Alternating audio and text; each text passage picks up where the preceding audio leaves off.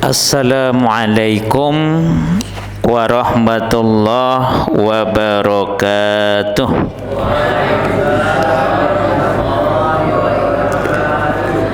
Alhamdulillahi rabbil alamin, wa bihi nasta'inu ala umurid dunya waddin, wassalatu wassalam ala ashrafil anbiya wal mursalin, amma ba'd.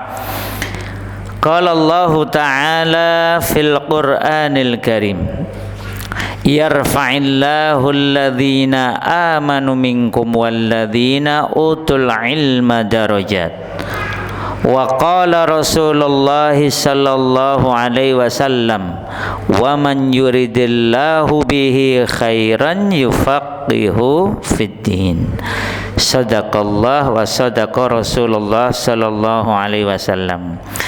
Alhamdulillah, bapak-bapak, ibu-ibu, jamaah niki pun melebet hari terakhir Sya'ban nggih menurut hisab. Kalau menurut ru'yatul hilal, insyaallah benjang sonten akan ada ajeng tumut mboten ru'yatul hilal ya, melihat hilal. Ketinggal nopo mboten. Kalau ketinggal nggih berarti pun dinten baru. Tapi kalau menurut hisab ini adalah hari terakhir malam Rabu, berarti niki kan pun Selasa nggih, malam Selasa nggih. Malam Rabu maghrib Selasa pok bar Selasa maghrib niku nggih. Niku berarti sudah masuk tanggal 1 Ramadan. Ini yang menggunakan hisab. Kalau yang memakai melihat hilal, ru'yatul hilal, insyaallah benjang akan ada beberapa titik, sejumlah titik untuk melihat hilal. Nah, jenengan ajeng tumut yang mana, dua-duanya ada dalilnya. Yang penting tetap poso. Sing mboten kenging niku wanu ribut tapi malah mboten poso. Nah, terus kita kalau nanti terjadi perbedaan, ada yang mulai puasa Rebu, ada yang mulai puasa Kamis, umpaminipun lho nggih. Nggih, insyaallah itu bagian dari khilafiyah yang diberkahi. Nah, Bapak Ibu sekalian, malam ini kita ngelajengaken membahas kitab Manhaj At-Tarbiyah An-Nabawiyah Litifl. Ini terakhir nggih berarti nggih. Insyaallah setelah ini kita libur dulu nggih. Libur.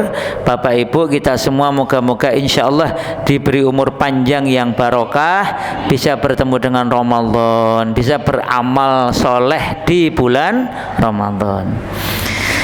Nah, bagian penting dalam kitab ini Bapak Ibu sekalian adalah memahami kaidah atau konsep-konsep mendasar Nabi Muhammad sallallahu alaihi wasallam dalam mendidik anak. Yang pertama yang pernah kita bahas adalah para orang tua sebagaimana dicontohkan oleh Rasulullah sallallahu alaihi wasallam berusaha bersungguh-sungguh menjadi qudwah hasanah, teladan kebaikan.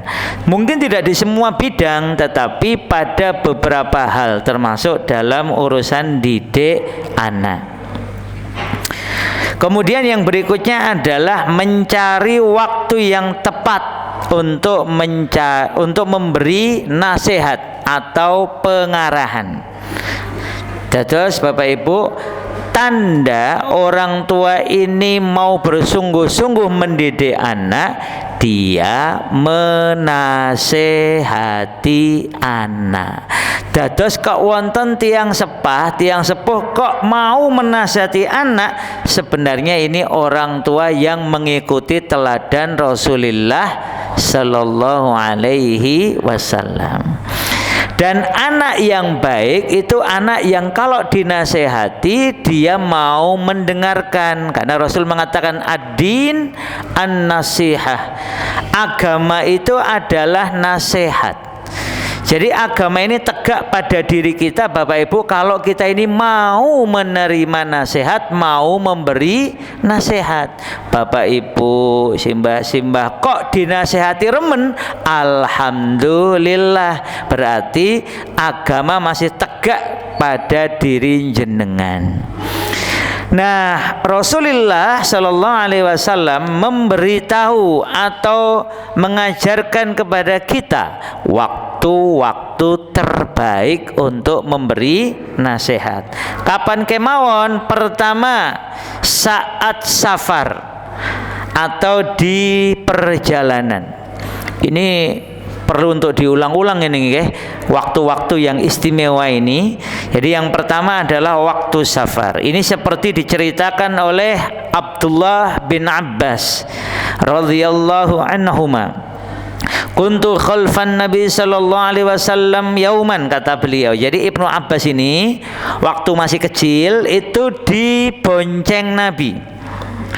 Saat dibonceng itu kemudian Nabi bilang, ya ghulam, inni u'allimuka kalimatin, ihfazillaha yahfazka, ihfazillaha tajidhu tujahaka, wa idza sa'alta fas'alillah, wa idza ista'anta fasta'in billah, ila akhiril hadis. Dados bapak-bapak, ibu-ibu, Ibnu Abbas bonceng Nabi, dibonceng Nabi. Saat dibonceng itu kemudian Rasulullah memberi nasihat, wahai anakku, wahai anak muda, sesungguhnya aku memiliki sejumlah nasihat untukmu, sejumlah kalimat penting untukmu. Nah, setelah itu disebutkan, ihfazillaha yahfazka, jagalah Allah nak, maka Allah akan menjagamu. Ihfazillaha tajidhu tujahaka, jagalah Allah nak, jagalah hukum-hukum Allah nak, maka engkau akan dapati Allah ada di hadapanmu. Nah, makanya Bapak Ibu, sejumlah ulama mengatakan dianjurkan para orang tua baik membacakan langsung maupun pelan-pelan dipotong-potong gitu, itu menyampaikan nasihat ini kepada anaknya ketika anaknya umur 7 sampai kira-kira 12 tahun. Terus satu di antara tugas orang tua adalah menasehati anak dengan hadis ini. Jadi yang pertama, napa Bu, Pak? Waktu safar. Safar ini enggak harus jauh, nganter anak dari rumah ke sekolah, atau mungkin perjalanan bareng ke rumah keluarga, naik motor, naik sepeda, jalan kaki bareng, naik kendaraan, silahkan memberi nasihat kepada anak-anak kita. Kalau guru ya kepada santrinya, kepada siswanya, kepada muridnya. Kemudian waktu lain yang sangat baik untuk memberi nasihat adalah waktu ta'am, waktu makan. Maka satu di antara sunnah Nabi itu adalah makan bersama.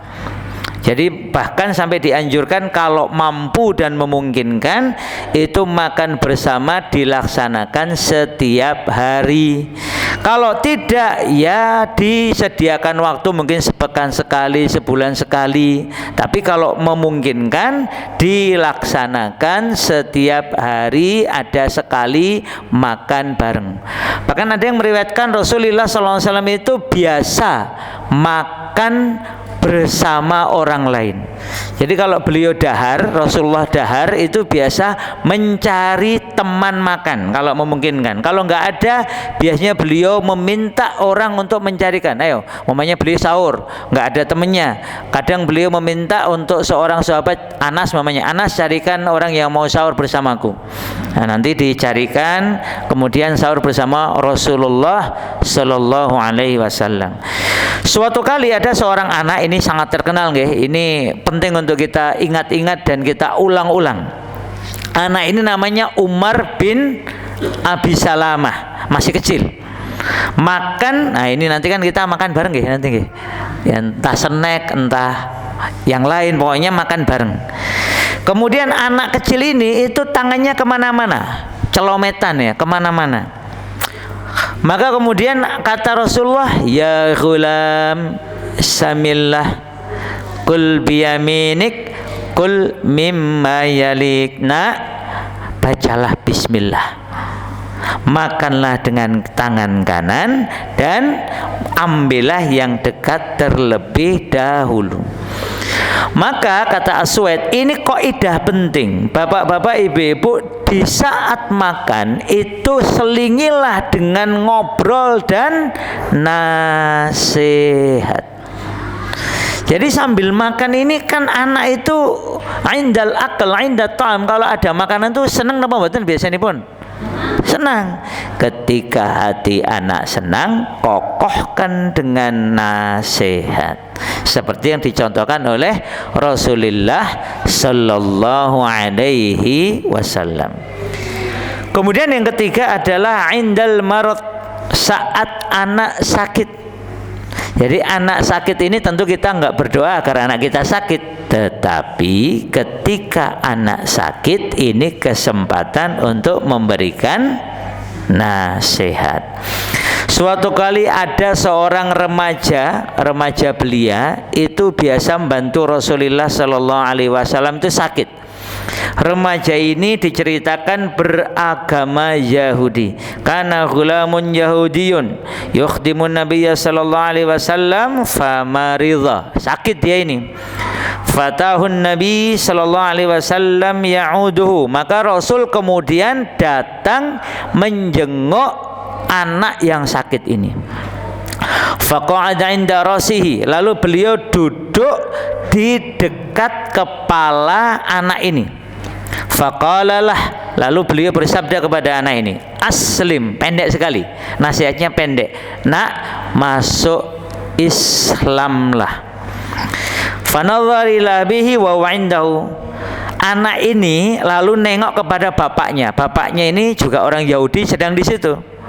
Nengok si anak ini kepada bapaknya, seakan-akan meminta masukan, meminta pendapat dari bapaknya ini. Maka bapaknya ini bilang kepadanya, Ati' Abul Qasim. Masya Allah. Jadi bapak ini melihat betapa baiknya Rasulullah Sallallahu Alaihi Wasallam. Maka kemudian ketika Rasul memerintahkan anaknya yang Yahudi tadi masuk Islam, si bapak bilang, Ati' Abul Qasim, taatilah Abul Qasim. Sinten Abul Qasim, Bu?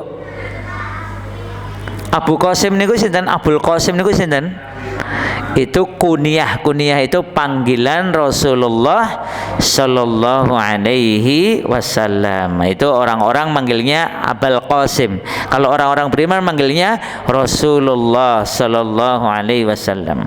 Fa aslama, maka anak ini, remaja ini kemudian masuk Islam. Fa kharajan Nabi sallallahu alaihi wasallam wa huwa yaqul. Kemudian Rasul keluar, selesai anak ini masuk Islam, kemudian Rasul keluar. Lalu beliau bersabda, alhamdulillahilladzi anqadhahu minan nar. Segala puji bagi Allah yang telah menyelamatkan anak ini dari siksa neraka. Jadi ini menunjukkan bahwa menengok orang sakit dan memberikan nasihat keimanan, ketakwaan kepadanya bagian dari sunnah Rasulullah Sallallahu Alaihi Wasallam. Terus ngoten nggih, kalau biidznillah ada anak kita sedang diuji oleh sakit atau anak orang lain sedang diuji oleh sakit, datangi, tengok dan beri nasihat kebaikan. Kemudian poin yang penting juga Bapak Ibu sekalian untuk kita kalau pengen meneladani Rasulullah Sallallahu Alaihi Wasallam adalah bersikap adil dalam memberi kepada anak. Ini sudah pernah kita bahas nggih. Jadi pada konsep dasarnya Bapak Ibu, kalau kita memberi kepada anak itu usahakan yang sama, baik kualitas maupun kuantitasnya. Jumlahipun nopo kualitasnya nopo mutunipun ya. Sama-sama memberi buku mamanya buku tulis nggih, bukunya sama ya, sama-sama baru memenipun ngonten. Itu berarti jumlahnya sama, kualitasnya sama. Nanti ada beberapa sebab mengapa boleh berbeda. Jadi kalau dasarnya kedahipun sama, umpamanya ibu-ibu pulang dari pasar, beli jajan pasar, nyari yang halal, nyari yang thayyib, usahakan jangan yang pakai plastik, karena pakai plastik itu bikin penyakit. Repotnya umpamanya jenengan beli bakso pakai plastik, beli soto pakai plastik, mau dibungkus. Kalau dulu ibu saya itu kalau beli itu bawa rantang, nggih mboten. Kalau ibu saya kalau beli bakso soto itu bawa rantang agar tidak pakai plastik. Rantangnya itu rantang yang stainless steel, yang tumpuk-tumpuk ini kalau. Jadi belinya pakai rantang.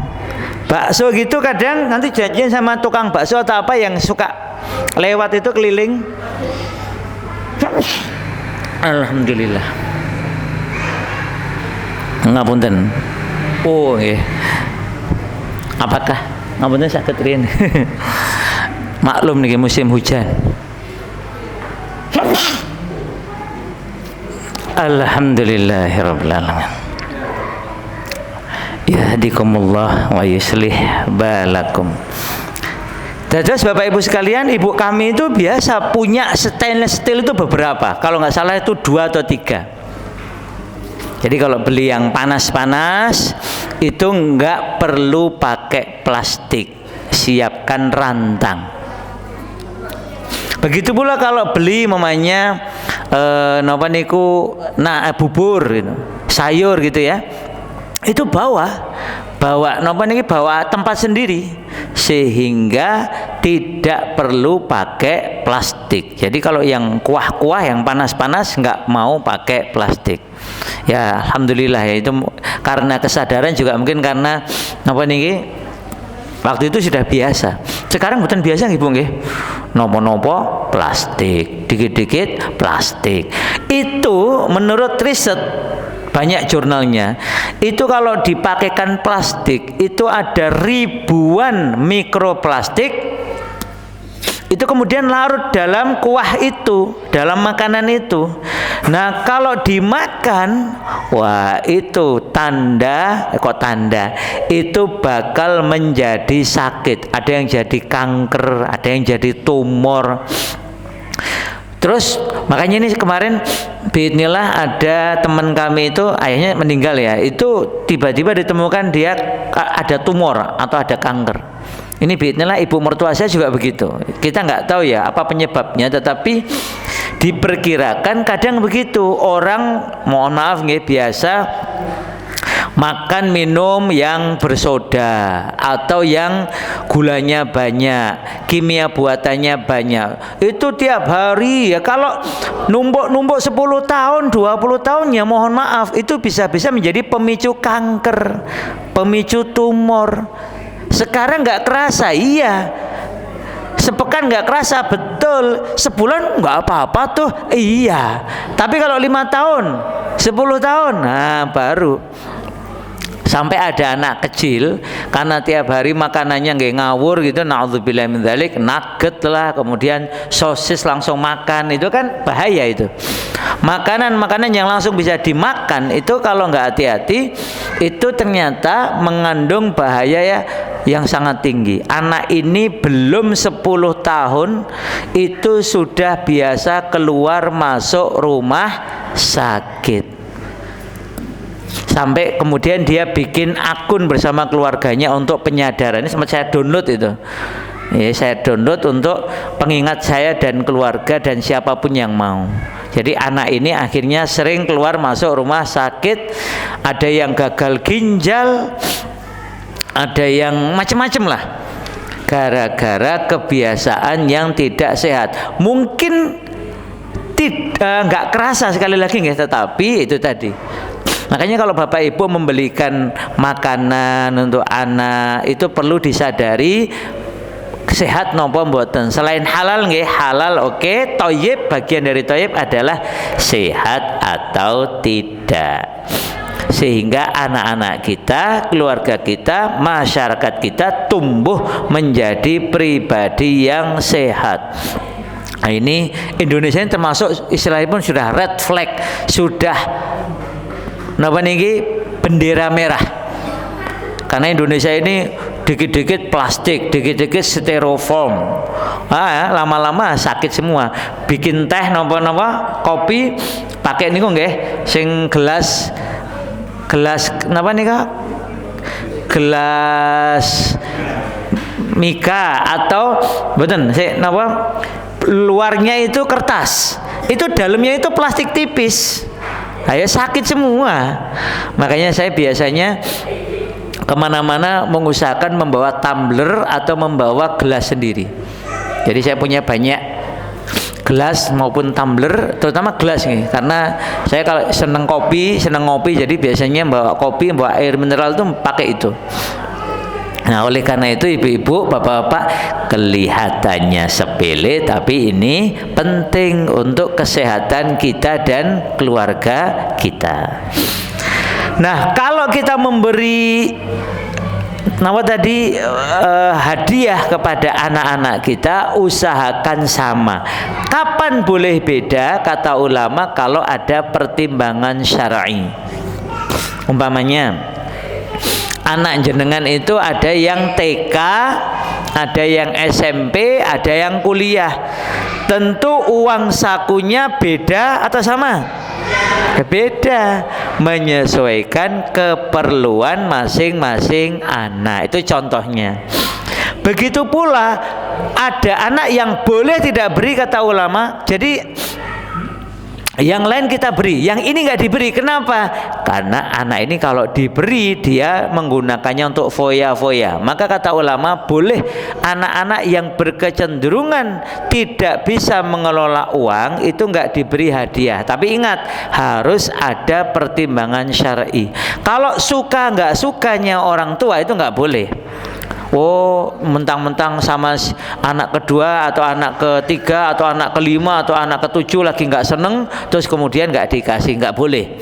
Jadi pertimbangannya bukan suka tidak suka, pertimbangannya adalah keridhaan Allah Ta'ala. Suatu kali, ini ada seorang sahabat namanya Bashir. Saking sayangnya kepada anaknya yang namanya Nu'man, itu Pak Bashir ini memberi hadiah kepada Nu'man berupa budak. Lalu lapor kepada Rasul. Rasul tanya, apakah anakmu dapat semua? Maksudnya setiap anakmu juga dapat budak? Kata Pak Bashir, mboten ya Rasulullah. Maka kata Rasul, jangan, kembalikan, dan pilihanmu adalah kamu beri setiap anakmu.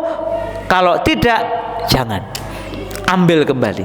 Maka akhirnya hadiah itu diambil kembali karena Pak Bashir nggak sanggup memberi setiap anaknya budak. Jadi sesuatu yang tidak adil boleh dibatalkan. Kemudian Bapak Ibu sekalian, poin berikutnya yang penting adalah menunaikan hak anak. Hak anak niku napa ta Bapak Ibu? Hak anak niku napa? Haknya anak kepada kita nopo? Kasih sayang. Nopo meleh?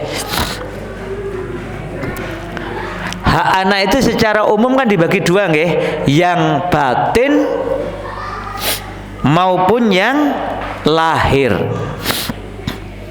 Yang batin nggih, itu adalah tadi contohnya kasih sayang.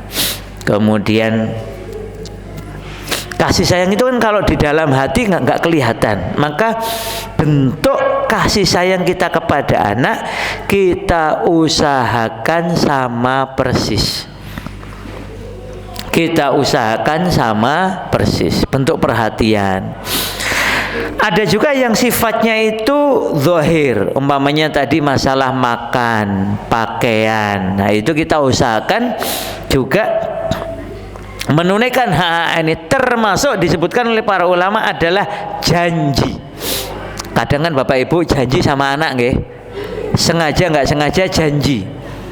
Umpamanya ibu-ibu mau pergi, terus kemudian nggak bisa membawa anak, lalu bilang sama si anak, terutama yang kecil, nak, ibu mau ke sini sebentar, tapi nggak bisa ngajak kamu di rumah ya. Terus janji, keluar janjinya. Nanti kalau kamu mau ditinggal di rumah sebentar, kamu mau beli apa, ibu turuti, umpamanya ngoten. Nah, ngoten nggih Bu nggih. Lalu ibunya pergi. Ini nggak harus ibu, bapak juga kadang gitu nggih. Ibunya pergi. Alah, begitu pulang anaknya nagih, Bu, katanya tadi boleh beli apapun. Nah, terus, maka si ibu ini harus memenuhi janjinya. Ini suatu kali, ini kejadian di zaman Rasul. Ada seorang ibu itu berkata kepada anaknya, ya bunayya ta'al, enak kemari. Anaknya kecil. Lalu Rasul tanya, kenapa kamu panggil, maaf, kalimatnya gini, ya bunayya ta'al, Sa'atuka, saya akan berikan kepadamu sesuatu. Aku akan berikan kamu sesuatu. Nah, Rasul tanya kepada ibu ini, apa yang mau kamu berikan kepadanya? Atau dalam satu riwayat itu, apakah kamu betul-betul mau memberikan sesuatu kepadanya? Kemudian kata si ibu ini, na'am ya Rasulullah, nggih, saya mau berikan sesuatu padanya.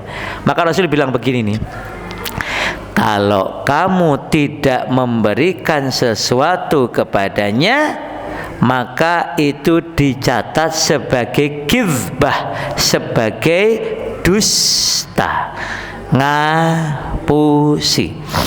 Padahal itu ibu kepada anaknya sendiri. Maka bapak-bapak, ibu-ibu, atos-atos nggih, kalau kita janji sesuatu kepada anak, mau memberikan sesuatu umpamanya, maka tunaikan, karena itu terhitung sebagai hutang, walaupun kepada anaknya sendiri. Oleh karena itu tolong hati-hati, karena kebiasaan memberikan hadiah atau balasan untuk sesuatu yang dilakukan anak sering gitu ya, kamu kalau begini nanti dikasih ini, kalau kamu begitu kasih ini.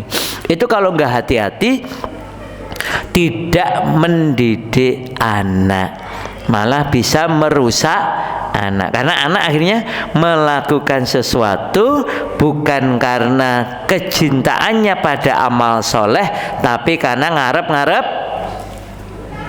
hadiah. Allahu Akbar, ngapunten ini. Ternyata efeknya sampai sekarang. Nah, ngoten nggih. Jadi bulan Ramadan ini mamanipun Bapak Ibu, bulan Ramadan ini Bapak Ibu ingin memberikan sesuatu kepada anak yang puasa. Nah, ini harus hati-hati. Niatnya baik. Nah, kalau kamu puasa, kalau kamu puasa sampai penuh nanti dapat hadiah begini, kan niatnya baik. Tetapi harus hati-hati, karena kalau itu sering dilakukan, anak akhirnya puasa, sholat, ngafal Quran, amal soleh, bukan nyari pahala Allah, bukan ngarep-ngarep saking Gusti Allah, tapi ngarep-ngarep saking iya. Kira-kira anaknya jadi baik apa mboten? Malah rusak anaknya, padahal niatnya baik. Oleh karena itu, sekali lagi, kalau kita berjanji kepada anak, tunaikan. Tapi kalau kita janji memberi hadiah, tolong hati-hati, jangan sampai niatnya mendidik malah ngerusak anak. Boleh, tapi kadang-kadang itu pun kita tambahi. Nah, ini kalau kamu suka, nanti kemudian ketika anak suka, kemudian kita bilang, kalau kira-kira kalau besok kamu masuk surga, hadiah dari Allah lebih baik apa enggak? Lebih baik. Oleh karena itu, nak, hafalkan Quran karena Allah. Ini hanya icip-icip. Jangan sampai kamu dapat hadiah dunia, besok malah masuk neraka. Ngoten nggih? Oh pun ngisak nggih.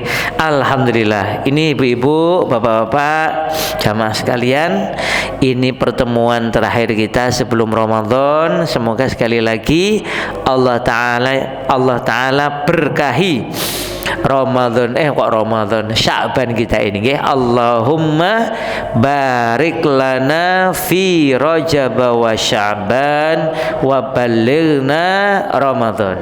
Kita tutup dengan doa penutup majelis. Subhanakallahumma wa bihamdika asyhadu an la ilaha illa anta astaghfiruka wa atubu ilaik. Wabillahi taufiq wal hidayah. Wassalamualaikum warahmatullahi wabarakatuh.